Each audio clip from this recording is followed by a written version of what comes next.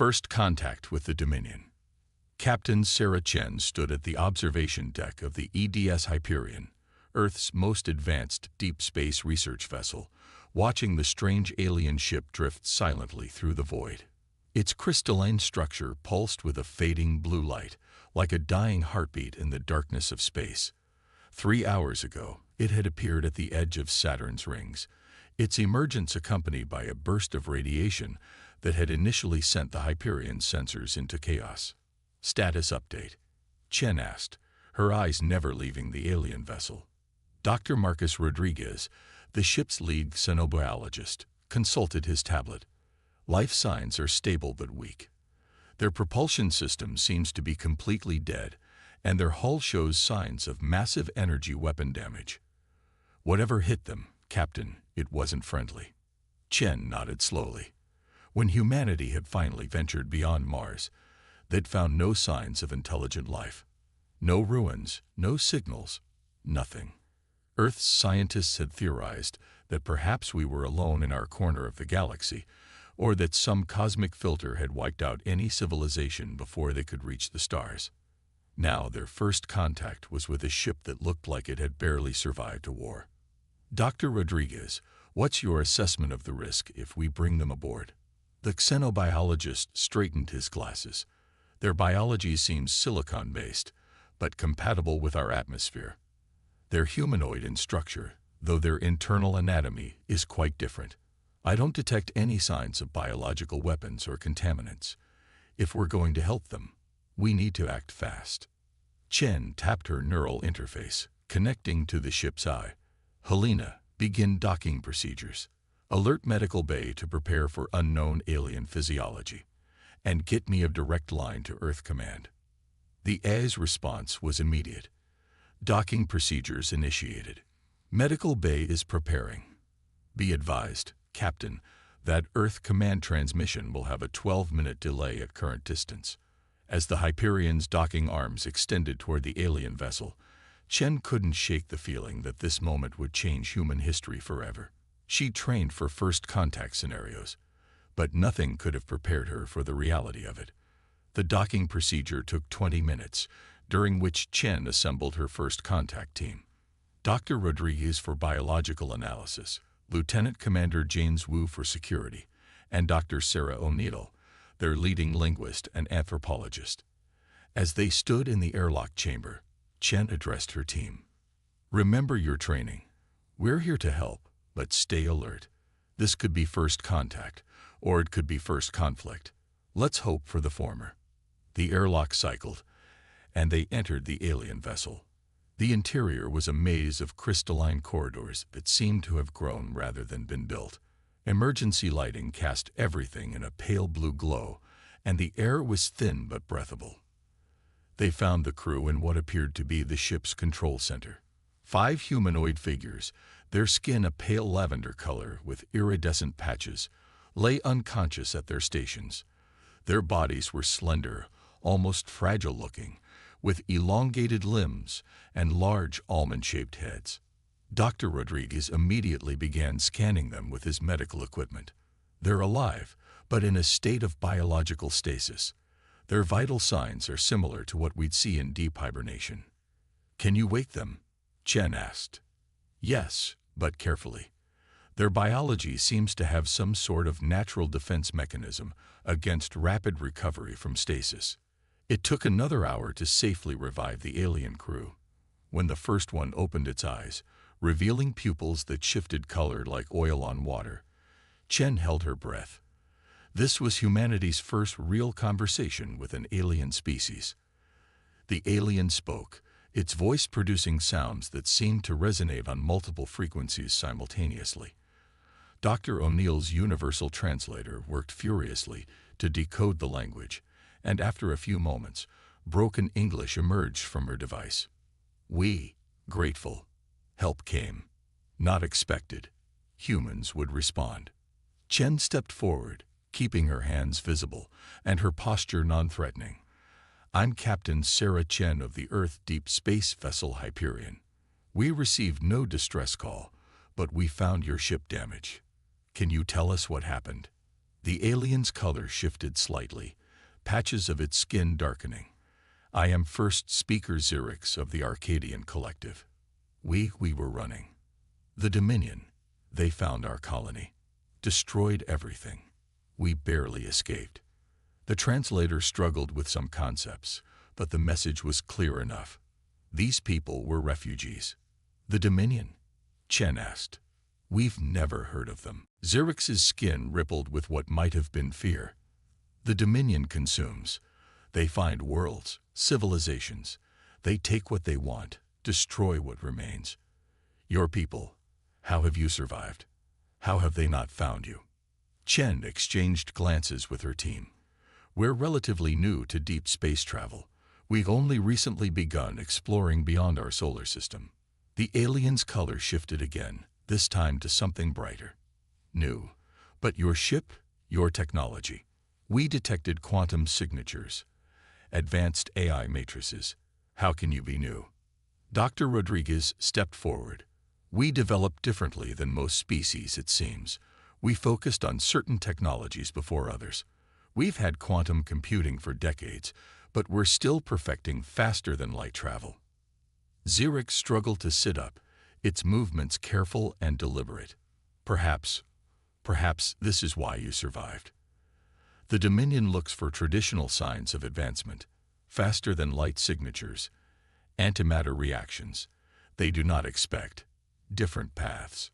Chen felt a chill run down her spine. How many worlds have they taken? Hundreds. They grow stronger with each conquest. The Arcadian Collective was once 30 worlds strong. Now we are refugees, searching for somewhere to hide. The implications were staggering. Humanity had developed in isolation, unknown to a galaxy at war. Their unique technological path had inadvertently hidden them from a genocidal empire. First speaker Xerix, Chen said, making a decision that would alter the course of human history. Earth has never turned away those in need of shelter. We can offer your people sanctuary, but we'll need to know everything you can tell us about the Dominion. If they're out there, consuming worlds, sooner or later they'll find us. We need to be ready. Xerix's skin rippled with complex patterns of color. You would stand against the Dominion, even knowing what they are capable of. Chen smiled, an expression that humans knew could mean both friendship and warning. First speaker, humanity has never backed down from a fight when innocent lives were at stake, and we've never lost a war on our home ground. Tell me about the Dominion, and we'll show you why Earth's isolation wasn't just luck, it was preparation. As the alien refugees were carefully transported to the Hyperion's medical bay, Chen composed her message to Earth Command.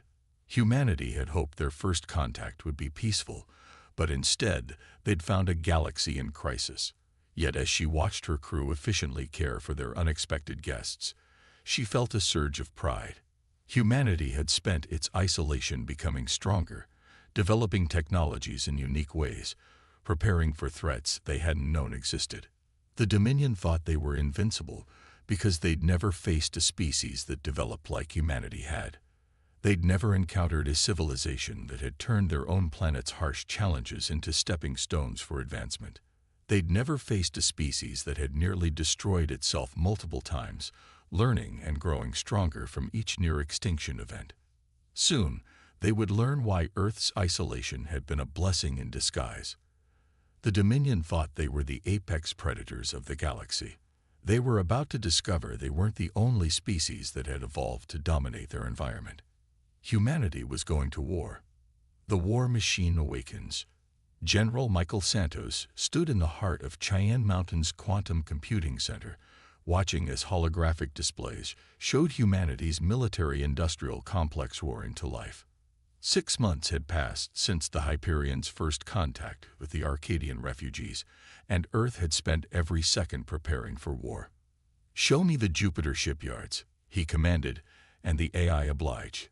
The massive construction facilities orbiting Jupiter's moon Europa filled the display. Dozens of warships were under construction, their dark hulls gleaming under the work lights. They looked nothing like traditional space vessels.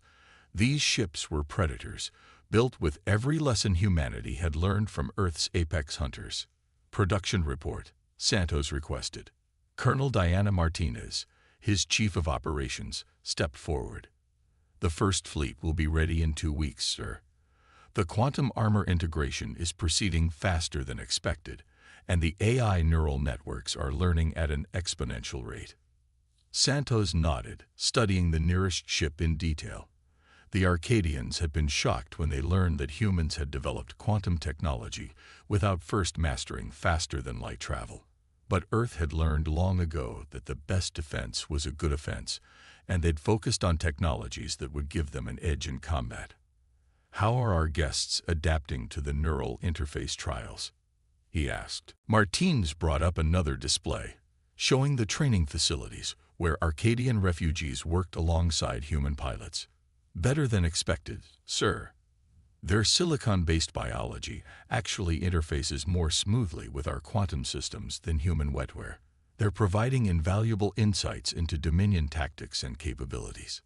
The neural interfaces were another uniquely human development, born from the necessity of managing Earth's increasingly complex defense systems. They allowed direct mind-to-machine communication. The Dominion relied on AI for ship control. Humanity had instead developed technology that turned their ships into extensions of human consciousness. And the stealth systems. Better than we hoped. Martins brought up test results from the Kuiper Belt trials. The quantum displacement field completely masks our energy signatures. As far as Dominion sensors are concerned, our ships might as well be rocks floating in space. Santos allowed himself a small smile. The Dominion had never encountered a species that developed stealth technology before faster-than-light travel. They looked for warp signatures, antimatter reactions, the traditional signs of an advanced civilization. They weren't prepared for ships that could hide in plain sight, using quantum fields to bend light and energy around them. A young lieutenant rushed into the command center, his neural interface glowing with urgent data. "General, we're receiving a priority transmission from the Hyperion. Captain Chen reports they've detected Dominion scout ships at the edge of the Oort cloud." Santos straightened. "Show me." The holographic display shifted, showing 3 Dominion vessels moving through the outer edges of the solar system. They were massive, their hulls covered in weapon emplacements, but they moved with an arrogance that spoke of never having faced a serious threat. "They're scanning for FTL signatures," Martinez observed. "Standard search pattern. They haven't detected our quantum tech yet." Santos watched the enemy ships for a moment longer. "How many of the new stealth destroyers are combat-ready?" 3, sir. The Nemesis, the Shadow, and the Night Stalker. Launch them. Let's show the Dominion why humanity's predatory evolution wasn't just about physical strength. The order went out, and in the shipyards around Europa, 3 ships detached from their construction cradles. They were beautiful in a lethal way, their hulls incorporating designs learned from Earth's most efficient hunters. Like the shark, they were nearly invisible from below. Like the owl, their surfaces absorbed rather than reflected energy. Like the spider, they could spin webs of quantum fields to trap their prey. First Speaker Zurich, who had become humanity's primary advisor on Dominion tactics, joined them in the command center. The Arcadian skin rippled with concern as they watched the Dominion scouts. "Your ships are very small compared to theirs," Zurich observed. "The Dominion will not expect them to be a threat." Santos smiled. "Size isn't everything, First Speaker. Humanity learned long ago that the most dangerous predators aren't always the largest. The 3 human destroyers moved through space like ghosts, their quantum displacement fields making them virtually invisible to conventional sensors. They approached the Dominion scouts from different angles, using Jupiter's magnetic field to mask their approach. The Dominion ships still haven't detected them, Martins reported. They're completely focused on scanning for FTL signatures. Santos opened a channel to all 3 destroyers. "Remember your training. Like the pack hunters of Earth, coordinate your attacks. Strike hard, strike fast, and show no mercy. These bastards need to learn that they're not the only predators in space." The attack, when it came, was devastating in its precision. The Nemesis struck first, its quantum beams cutting through the lead Dominion ship shields as if they didn't exist. The enemy vessel's defensive systems, calibrated to stop traditional energy weapons, might as well have been trying to stop a ghost. Before the other Dominion ships could react, the Shadow and Night Stalker pounced from different vectors. Their quantum torpedoes, developed from theoretical weapons research that had never been tested in actual combat, created localized areas of altered spacetime. The Dominion ships' hulls crumpled as space itself twisted around them. By the first light, Zerix whispered, their skin paling to an almost white shade. We fought the Dominion for decades. I have never seen their ships destroyed so easily. Santos watched as the human destroyers finished their work. The entire engagement had lasted less than 5 minutes. Where 3 powerful Dominion warships had been, now there was only debris, slowly freezing in the cold of space. This was just the beginning, Santos said. The Dominion thinks they're invincible because they've never faced a species that evolved like we did. They've never encountered a civilization that turned their own planet's harshness into an advantage. They've never fought an enemy that spent its isolation preparing for exactly this kind of war. Martinez's neural interface pulsed as she received updates from the destroyers. All 3 ships report minimal energy expenditure. The quantum weapons performed above specifications. And, sir, they recovered intact Dominion data cores. Santos turned to Zerix. First speaker, your people have suffered enough. You sought refuge among the stars, but found only more danger. Now it's time for humanity to show the Dominion why Earth's isolation wasn't a weakness. It was an incubation period. The Arcadian's skin rippled with complex patterns of hope and awe. You speak of taking the fight to them. No species has ever successfully invaded Dominion space. No species has ever had our advantages, Santos replied. We developed in isolation, focused on technologies they never imagined. While they were conquering other worlds, we were preparing for threats we didn't even know existed. Now they'll learn why Earth's creatures became the apex predators of their environment. He turned back to the holographic display, where the 3 human destroyers were recovering debris for analysis. The Dominion thinks they're the hunters. They're about to discover what it means to be the prey. Humanity isn't just joining this war. We're going to end it. As orders went out across the solar system, Santos watched humanity's war machine accelerate into full production. The shipyards around Europa blazed with activity, constructing vessels that would redefine space warfare. In labs and factories across Earth, new weapons were being developed, incorporating everything humanity had learned from millions of years of evolutionary combat. The Dominion had never faced an enemy like humanity, a species that had spent its entire existence preparing for war, even when they didn't know who the enemy would be.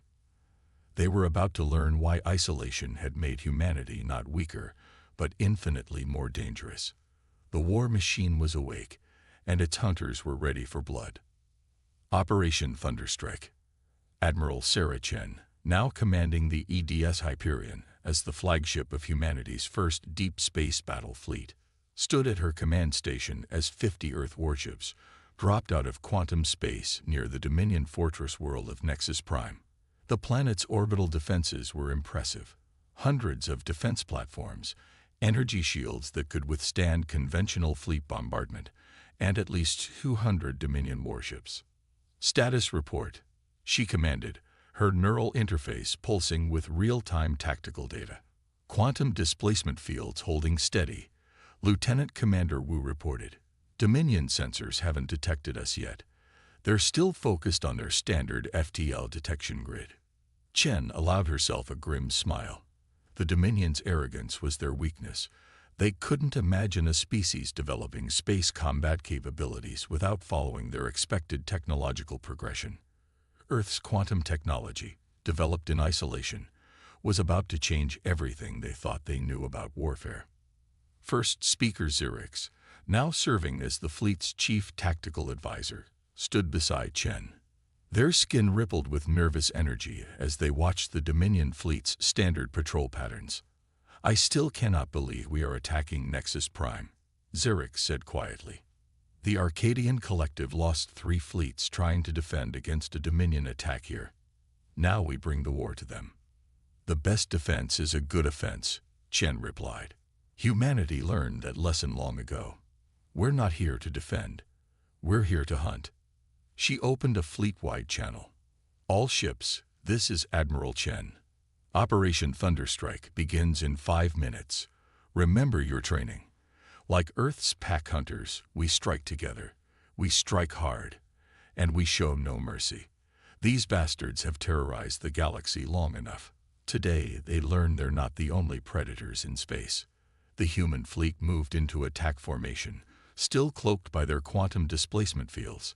The formation itself was unlike anything the galaxy had seen before. Inspired by wolf pack hunting strategies, with groups of ships positioned to herd and trap their prey. Launch the quantum probes, Chen ordered. Hundreds of small, stealthy devices detached from the human ships, spreading out through the Dominion defense grid. Each probe carried a revolutionary weapon, a quantum field generator that could temporarily alter the laws of physics within a localized area. Probes in position, Wu reported. Ready to initiate Phase 1. Chen took a deep breath. This was the moment that would change the galaxy forever. Execute Operation Thunderstrike. The quantum probes activated simultaneously. Within their fields of effect, the speed of light itself changed. The Dominion's energy shields, calibrated for normal spacetime, suddenly found themselves trying to maintain coherence in areas where physics itself had gone mad. The results were catastrophic for the defenders.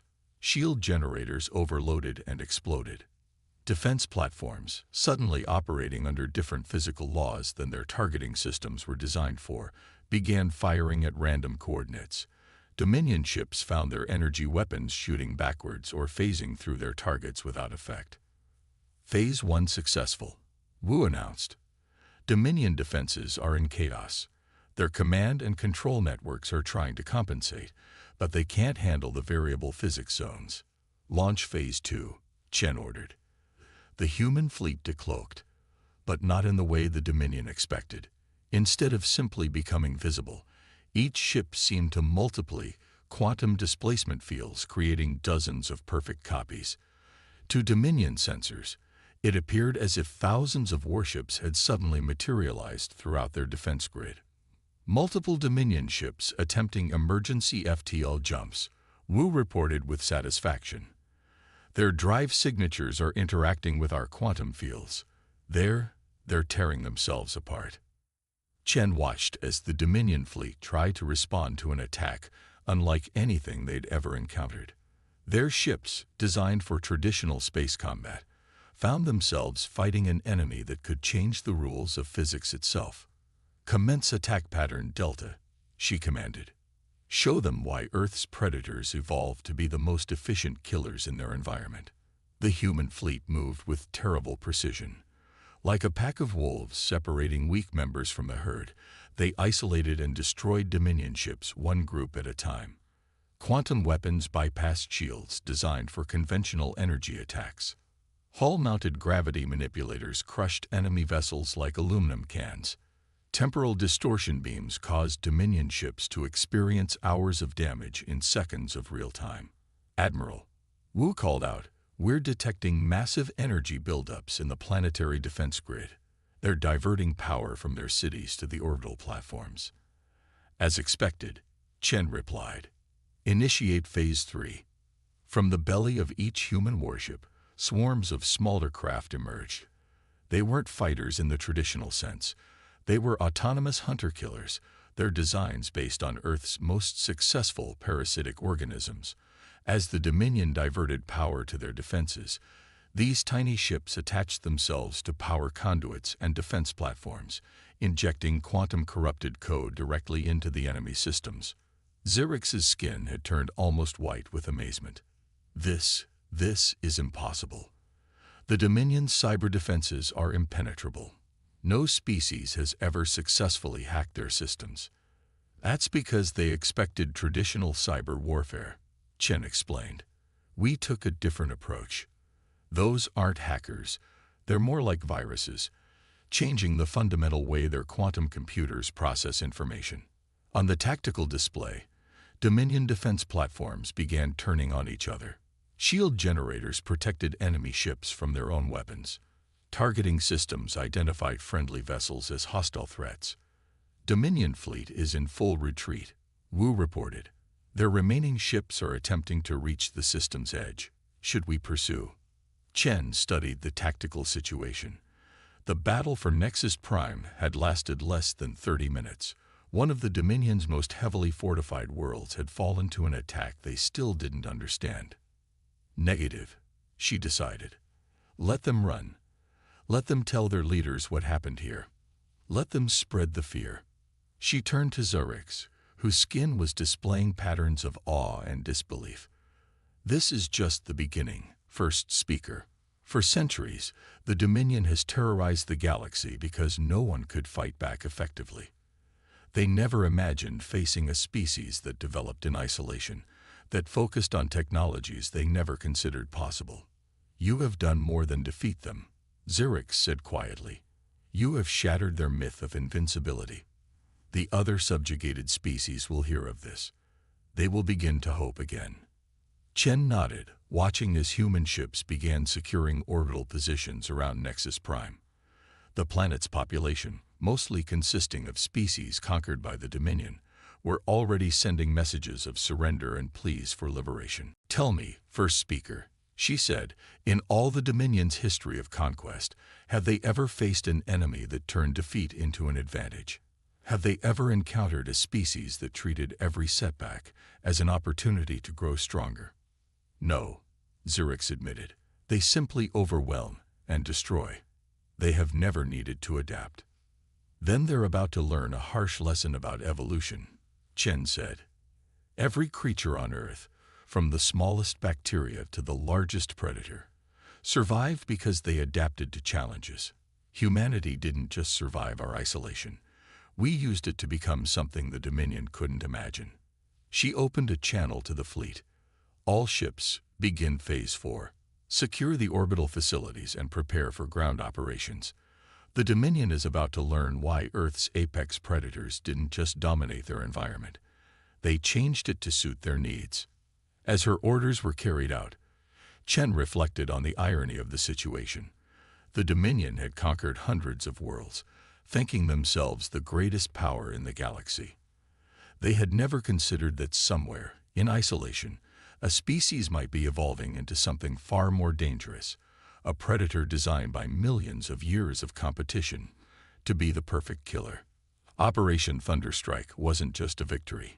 It was a declaration to the galaxy. Humanity had emerged from its isolation, and the hunters were about to become the hunted. The hunter becomes the hunted. General Santos stood in the war room of the EDS Predator, watching as tactical displays showed human fleets advancing through Dominion space. 3 months had passed since Operation Thunderstrike, and humanity's offensive had exceeded even their most optimistic projections. Show me the Dominion response patterns, he commanded. The AI compiled data from dozens of battles, creating a strategic overview.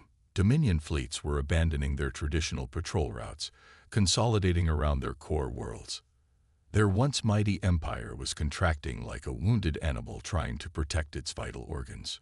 Colonel Martinez approached, her neural interface pulsing with fresh intelligence.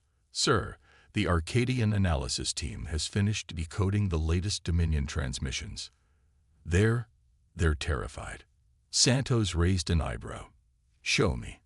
The holographic display shifted, showing translated excerpts from Dominion military communications. The arrogance that had characterized their earlier messages was gone, replaced by something approaching panic. Cannot engage the human vessels conventionally. Their quantum technology defies our understanding. Third Fleet lost in the Centauri sector. They appear from nowhere, strike without warning. Weapons bypass all known defenses. Recommend immediate withdrawal from contested spaces. They're learning, Santos observed, but not fast enough. How are the new hunter-killer drones performing? Martins brought up combat footage from the latest engagements. The drones, inspired by Earth's most efficient pack hunters, operated in synchronized groups. They were small, nearly impossible to detect, and devastatingly effective. Exceptional results, sir. The Dominion still hasn't figured out how to counter them. Their ships are designed to fight capital vessels, not swarms of autonomous predators. First Speaker Zerix entered the war room, their skin showing patterns of excitement. The Arcadian had become humanity's chief advisor on Dominion psychology, helping them understand how to break not just their enemy's military strength, but their will to fight. "General," Zerix announced, "we're receiving reports from across Dominion space. Subjugated species are rising up, sabotaging their infrastructure. The myth of Dominion invincibility is crumbling." Santos nodded with satisfaction. This had been part of the strategy from the beginning, not just to defeat the Dominion militarily, but to dismantle the fear that had kept their empire intact for centuries. "Show me the latest liberation statistics," he ordered. The display updated, showing dozens of former Dominion worlds now free of their control. But more importantly, it showed the spreading pattern of rebellion and resistance. Like a virus in a vulnerable host, the idea of resistance was spreading faster than the Dominion could contain it. "Sir," Martinez interrupted, "priority alert from the Nemesis battle group. They've located the Dominion's primary shipyard in the Orion Spur." Santos straightened. This was an opportunity they'd been waiting for. "Show me." The tactical display shifted to show a massive construction facility hidden within an asteroid field.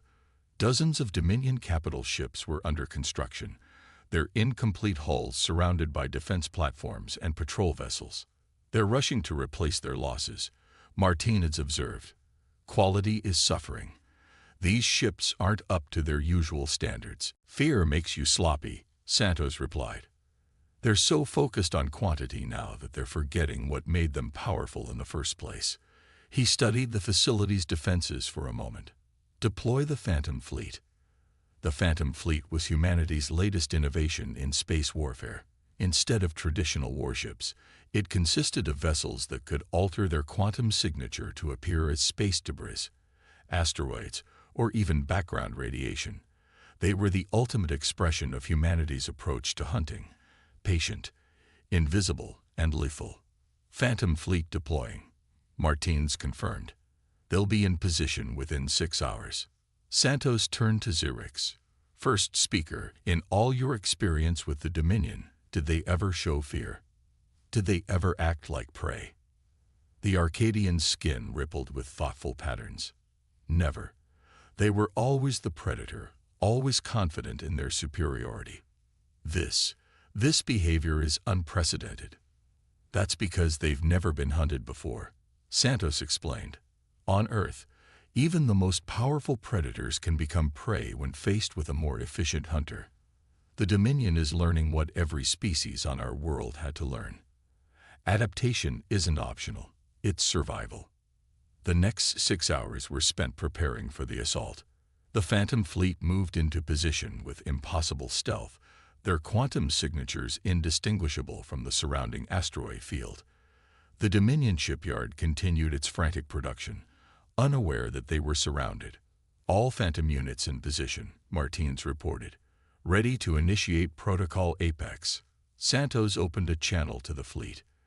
"All ships, execute Protocol Apex. Show them why Earth's predators evolved to hunt in 3 dimensions." The attack was unlike anything the Dominion had ever faced. Asteroids that their sensors had tracked for hours suddenly transformed into warships. Radiation patterns they'd dismissed as background noise materialized into hunter-killer swarms. Even the vacuum of space seemed to come alive with human vessels emerging from quantum displacement fields. "Multiple Dominion ships attempting emergency launches," Martins reported. "Their partially completed vessels are trying to escape dock." "Negative," Santos commanded. "No survivors. The Dominion needs to learn that there are consequences for their centuries of terror." The battle, if it could be called that, was over in minutes. The Phantom Fleet's quantum weapons bypassed the shipyard's defenses as if they didn't exist. Dominion ships, caught in their construction cradles, were methodically destroyed. The facility's command center, realizing too late what was happening, managed only a brief distress call before it was erased from existence. Facility destroyed. Martins confirmed. No Dominion ships escaped. Collecting data cores and technical documentation now. Santos studied the aftermath displayed on the tactical screens. Where there had been a massive shipyard desperately building weapons of war, now there was only debris slowly freezing in the void of space. Send word to all human fleets, he ordered. The hunt continues. Find their supply lines, their production facilities, their command centers. Show them nowhere is safe, no defense is sufficient, no retreat is far enough. He turned to Zerix, whose skin was displaying patterns of awe and vindication. Your people suffered under their oppression for generations. First speaker. Now they learn why isolation made humanity not weaker, but infinitely more dangerous. We didn't just evolve to survive. We evolved to hunt. As reports came in from across Dominion space of more facilities found and destroyed, more fleets ambushed and eliminated, more worlds liberated, Santos reflected on the irony of the situation. The Dominion had spent centuries as the galaxy's apex predator, never imagining that somewhere, in isolation, a species had been evolving into something far more lethal. The hunters had become the hunted, and humanity was teaching them why Earth's predators didn't just kill to survive, they kill to dominate. Victory through innovation. Admiral Chen stood on the bridge of the EDS Hyperion, now upgraded with technologies reverse-engineered from captured Dominion vessels. The massive holographic display showed their final target, the Dominion throne world of Imperius Prime. After 8 months of relentless warfare, humanity had pushed the once mighty empire back to its last stronghold. Tactical analysis. She commanded. Her neural interface processing data streams from thousands of sensors and scout vessels. They've consolidated everything they have left, Lieutenant Commander Wu reported. Over 500 capital ships, 3 layers of planetary shields, and some kind of new weapon system we haven't encountered before. First speaker Zerix, their skin showing complex patterns of anticipation and concern, studied the defensive formations. They're desperate. In all of recorded history, no enemy has ever reached Imperius Prime.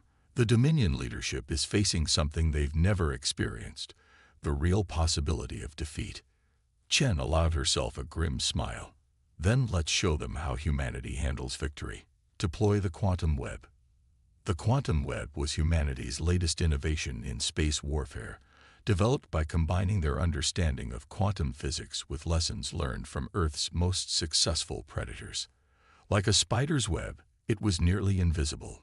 Like a neural network, it could process and react to information instantly. And like a living organism, it could adapt and evolve to counter any threat. Quantum web deploying. Wu confirmed. Phase 1 initiating. Thousands of microscopic quantum nodes spread out through space, creating an invisible network around the Dominion's defenses. Each node could alter local space-time, creating areas where the laws of physics themselves became weapons. The Dominion fleet is moving to intercept, Wu reported. They're launching some kind of new fighter craft. Energy signatures are unusual. Show me, Chen ordered. The tactical display zoomed in on the approaching fighters. They were unlike anything they'd seen before, crystalline structures that seemed to phase in and out of normal space-time. They've been studying our quantum technology, Zerix observed, their skin paling. These fighters are their attempt to replicate our capabilities. Chen nodded. Impressive adaptation. But copying a technology isn't the same as understanding its full potential. Initiate Phase 2. The quantum web came alive with energy. But instead of attacking the Dominion fighters directly, it began creating overlapping fields of altered space-time. The effect was like a maze where the walls were made of physics itself. Each path the fighters could take led them into areas where their copied quantum technology worked against them. Enemy fighters are. They're tearing themselves apart. Wu reported with satisfaction. Their quantum fields are interacting with ours in ways their pilots can't compensate for. "Launch the hunter swarms," Chen commanded. From the holds of the human fleet, tens of thousands of autonomous drones emerge. Unlike traditional combat drones, these were based on Earth's most successful colonial insects. They worked in perfect coordination, adapting their tactics in real time, learning from each engagement. Hunter swarms engaging Dominion capital ships, Wu announced. Their point defense systems are overwhelmed. The battle unfolded like a carefully choreographed dance of destruction. The hunter swarms herded Dominion ships into the quantum web's kill zones. Ships that tried to escape found themselves in regions where time moved differently, their crews experiencing hours of combat in seconds of real time. "Sir," Wu called out, "we're detecting massive energy buildups from the surface. They're activating their new weapon system." The space above Imperius Prime seemed to ripple as enormous energy beams lanced out from planetary defense platforms. Where they struck, space itself appeared to shatter like glass. "Space-time fracture weapons," Zerix whispered, their skin showing patterns of horror. "They're trying to tear apart the fabric of reality itself." Chen's expression remained calm. "Exactly as we expected. Initiate final protocol." The human fleet's formation shifted, creating a complex geometric pattern. Each ship's quantum drives synchronized, establishing a resonance field that spread throughout the battle space. "What are you doing?" Zerix asked, watching as the Dominion's fracture beams seemed to lose coherence. "Fighting fire with fire," Chen explained. "They tried to weaponize space-time without fully understanding it.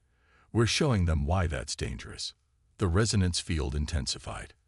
Where it interacted with the Dominion's fracture beams, new effects began to manifest. The beams curved back on themselves, creating loops of unstable space-time that consumed their own source platforms. "Dominion fleet is in disarray," Wu reported. "Their command and control networks are collapsing. Multiple ships attempting emergency FTL jumps." "Negative," Chen ordered. "No escapes this time. Send the signal." Throughout the battle space, hidden quantum nodes activated. They created a complex web of altered physics that made FTL travel impossible. The Dominion fleet was trapped, their most powerful weapons turned against them, their copy technology failing in ways they couldn't understand. "We're receiving a transmission from the surface," Wu announced. "The Dominion leadership. They're offering surrender." The bridge fell silent. After centuries of tyranny, after conquering hundreds of worlds and subjugating countless species, the mighty Dominion was facing defeat. Chen opened a channel to the surface. "This is Admiral Sarah Chen of the Earth Defense Force. Your surrender is accepted with conditions. First, all Dominion military forces will stand down immediately. Second, all conquered worlds will be granted immediate independence. Third," she paused, looking at Zerix, "representatives from every species you've wronged will participate in determining your punishment." The response was immediate and desperate. The Dominion leaders, faced with total defeat, accepted without hesitation. As the human fleet moved to secure the planet, Chen turned to Zerix. "First speaker, when your people first arrived in our solar system, you couldn't understand how we developed in isolation. Now you know. Isolation didn't make us weak. It made us innovative." Zerix's skin showed patterns of understanding and respect. "You didn't just defeat them militarily. You showed them, and the galaxy, a completely new way of thinking about warfare, about technology, about evolution itself." Chen nodded, watching as human ships began landing on Imperius Prime. On Earth, species didn't just adapt to survive. They adapted to thrive. Every challenge made them stronger. Every setback forced them to innovate. The Dominion thought they were invincible because they'd never faced a species that evolved like we did. She opened a channel to all human forces. "All ships, secure your objectives. Begin liberation protocols. Show them that humanity didn't just learn how to fight in isolation. We learned how to build, how to heal, how to make things better." As the final stages of the operation unfolded, Chen reflected on how far they'd come. Humanity had emerged from isolation to find a galaxy in chains, dominated by an empire that thought itself unconquerable. Instead of cowering, they'd done what Earth species had always done: adapt, innovate, and overcome. The Dominion had ruled through fear and overwhelming force. Humanity had defeated them with innovation and adaptation. They had proved that isolation hadn't been a weakness. It had been an incubator, creating a species that could think in ways their enemies